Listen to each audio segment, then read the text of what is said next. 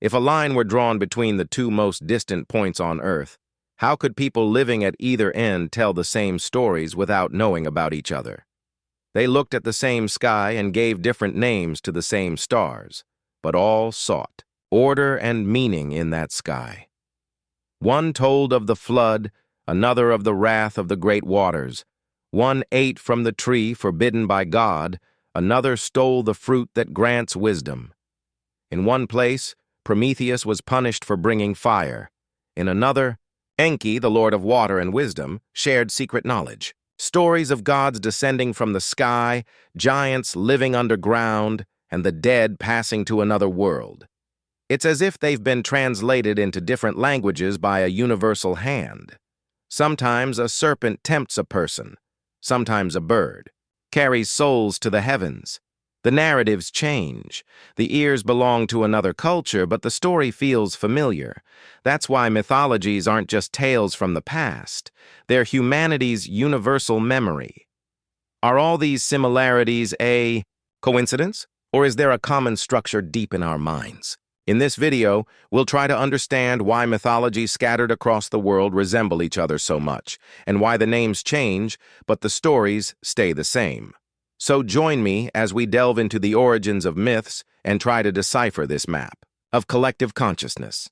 When we look at ancient narratives, we see that humanity has told the same stories throughout history. The hero sets out on a journey into the unknown.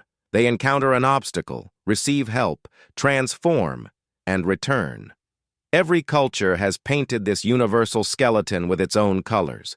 But at its core, the narratives are always about a quest. For example, the flood is recounted. In Mesopotamia, the gods grew tired of humans and flooded the world. Only Utnapishtim survives. In the Torah, God sends a flood because of the evil in the world. Noah's Ark becomes the carrier of a new beginning. In Hindu mythology, Manu builds a ship after being warned by a fish and survives the flood. 3 different continents, 3 different cultures, but almost the same narrative. Or the fire stolen from the gods. Prometheus brings fire and is punished forever. In Polynesia, Maui captures the sun, buying time for humanity. In Native American, tribes of North America, sometimes a fox, sometimes a spider god, brings light and fire to people. The common thread in these narratives isn't just the plot, but also the underlying emotional structure. There's humanity's desire to change its own fate, to dominate nature and illuminate the darkness. And this desire comes at a cost. In some myths, heroes are cursed. In others, gods get angry. In some tales, once order is disrupted, it never returns to how it was. It's not just the events, character types also echo each other. The wise old man, the trickster, the woman who speaks to serpents, the hero's hidden past, demigods from the gods. All of these feel like different interpretations of a universal script written thousands of years ago. This repetition has a big place in the nature of oral cultures. As stories are passed from generation to generation, the form changes, but the essence remains. Storytellers incorporate the cultural motifs of their time into the story, but the skeleton stays the same. That's why there's a hidden kinship between Mexican legends that say mountains were born from gods and the Norse mythology narrative where the world was created from the bodies of giants. Narratives are also built to lay the foundations of emotional, moral, and social structures. Even before people discovered writing, they created myths to make sense of the world they lived in. A sound from the sky was a god's anger. Drought was a goddess's wrath. Death was a punishment. Every myth was a mirror of a society's relationship with the universe. Though these mirrors are presented in different frames, the reflection inside is often the same. The repetitions we see aren't just superficial similarities between mythologies. They're traces of the human mind's effort to grasp the world. Behind the human mind's production of these repeating patterns, it's not just historical coincidences or cultural interactions. There's a much deeper mechanism: archetypes. Developed By Carl Jung, this concept proposes a common consciousness structure belonging to the entire human species, separate from individuals' personal consciousness. Just like we all have two eyes and one heart, we all are born with the same psychic codes. These codes repeatedly produce certain images, stories, and themes. That's why the hero's journey isn't just in Greek myths, it's also in Japanese epics. Merlin isn't the only ancient figure granting wisdom. He's found in figures like Bilgeava, Loki, Odin, or African shamans. Archetypes operate beyond time and space. They are symbols, the embodied forms of our inner fears, hopes, aspirations, and conflicts. And every myth is like a language where these symbols speak in an orderly way. Jung's collective unconscious says that individuals have certain innate patterns of meaning. These patterns activate when encountered in life. So, you don't need to teach a child that darkness is bad for them to fear it, because that fear comes from a psychic memory written much earlier. Myths are narratives that appeal to this memory. Getting lost in a dark forest, encountering a dragon, leaving the womb and being thrust into the unknown, these are symbolic relationships the unconscious establishes with the outer world. In this context, the hero's journey also has an archetypal structure: the call, refusal, meeting the mentor, crossing the threshold, facing the darkness, the reward, and the transformational return home. This universal journey appears not only in Homer's Odysseus, but in Buddhist Siddhartha, Mesopotamia's Gilgamesh, and even in characters from modern films. People in every age face similar questions. Who am I? Where did I come from? Where am I going? Why is the universe like this? What comes after death? Archetypes tried to provide universal answers to these questions, but not directly, through symbols. The serpent representing knowledge, the cave, as a door to the unconscious, or fire symbolizing both life and destruction, shows how deeply these symbols come from. Okay, let's take a breath. Because so far, we've wandered in the depths of the mind. Now, let's go a bit deeper into something more concrete, more earthly. Why do people tell such similar stories? Because they live the same lives. They are born the same way, grow up, fall in love, get sick, and lose. They think about death. A shepherd born in the Sahara Desert, a fisherman in Scandinavia, and a nomad in Central Asia all struggle for survival in similar ways. They fight the same nature, look at the same sky, and all these shared experiences inevitably produce shared emotions. These emotions turn into narratives. For hundreds of thousands of years, people have woken up every morning to an unknown. They want to give meaning to this unknown, and to not be alone in doing so, they cling to a story. That's exactly where mythology comes in. The reason myths around the world resemble each other is that people look at life from the same angle. Sometimes a star falls from the sky. One says it's a soul passing. Another says it's gods fighting. One wants to assign meaning to these events. They don't settle for just seeing what happens. What's happening? Why is it happening? What is it telling me?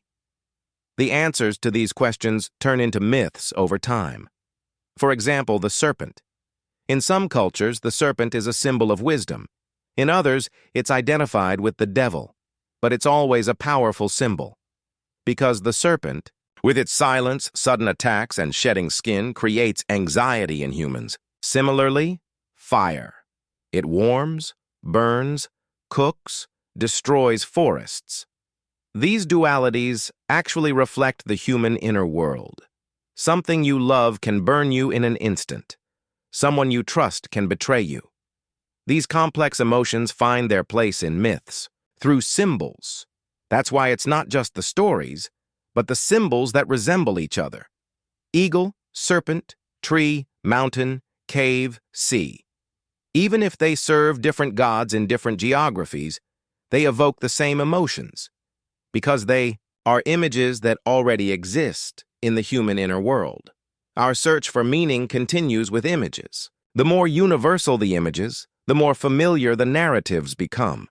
For thousands of years, people have carried not only objects or goods, but also ideas and stories.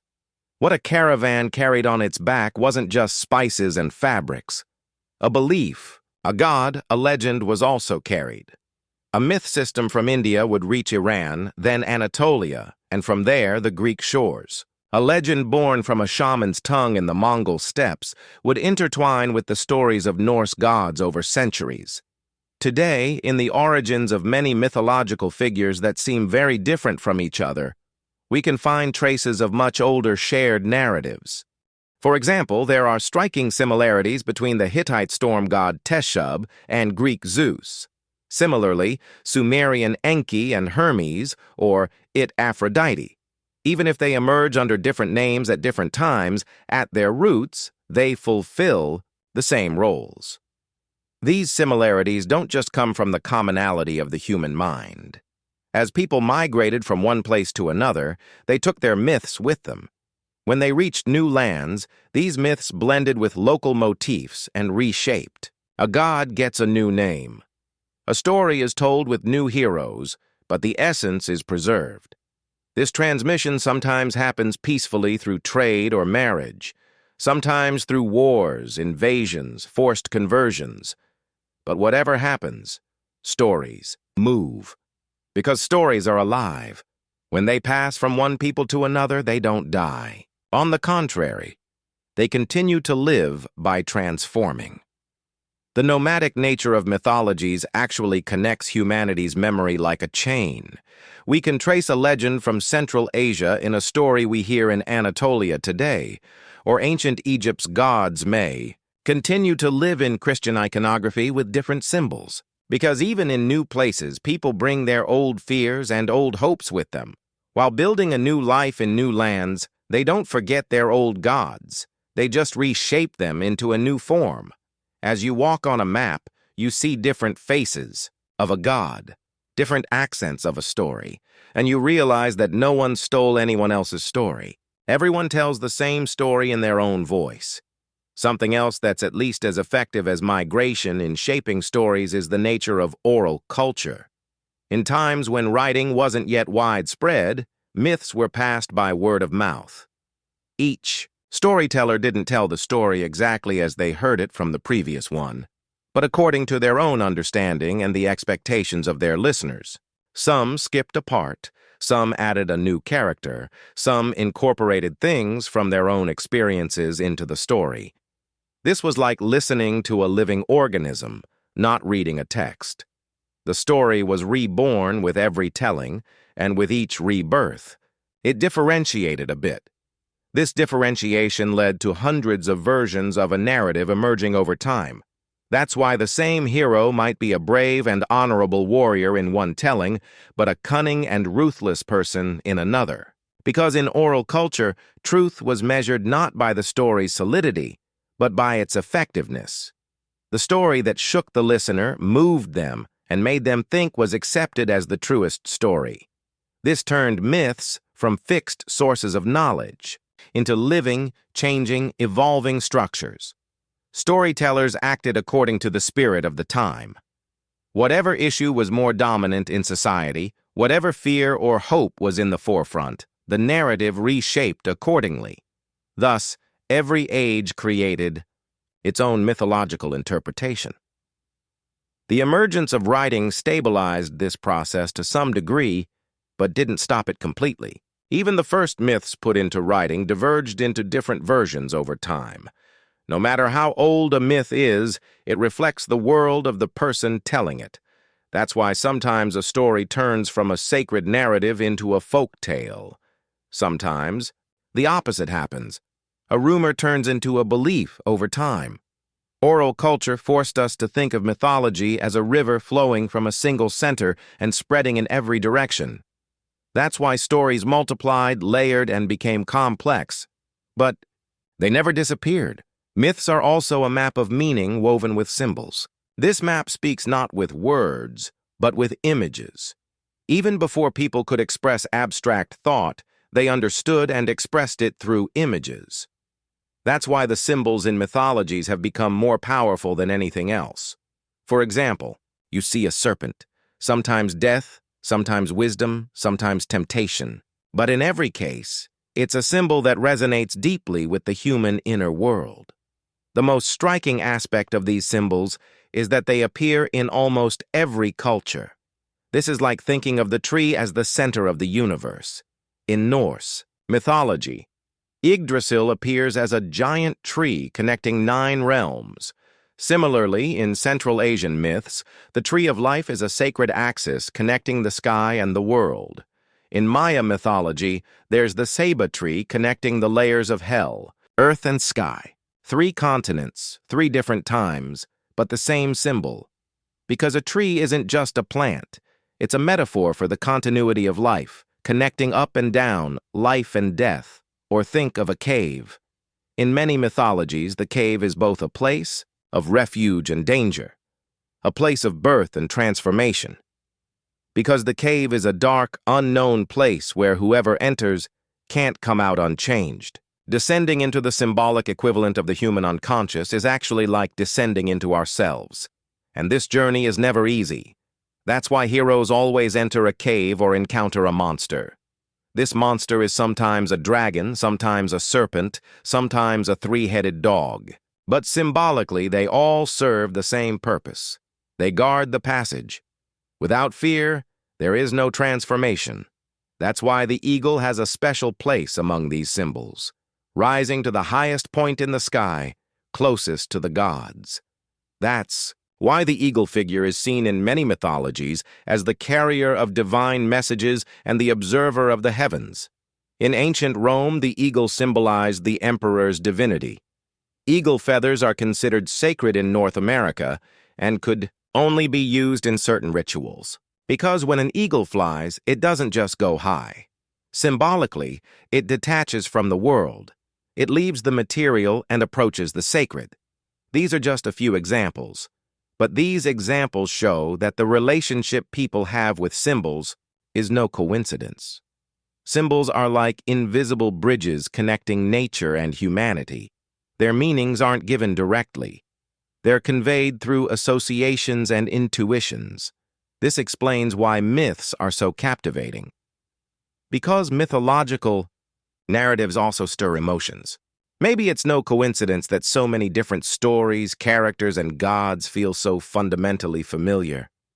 Maybe the human mind always follows the same paths when searching for meaning, to cope with the same fears, suppress the same desires, shape the same unknowns. That's why myths, even from different geographies, carry the same essence. The heroes told are different, but the path they follow is almost always the same. The gods' names are different, but their actions are familiar. Maybe mythologies are the unanswered echoes of questions people have asked themselves for thousands of years. We cling to these narratives while trying to understand who we are, where we came from, and why we exist. Sometimes in a god's anger, we see our own inner conflicts. Sometimes in a hero's journey, we find our own call. Myths are one of the oldest perspectives humanity has given to the universe. Because no matter how far we advance, the questions remain the same. That's why the undeniable influence of mythologies is still with us. That's why we keep telling them. See you in the next video. Take care of yourselves. Goodbye.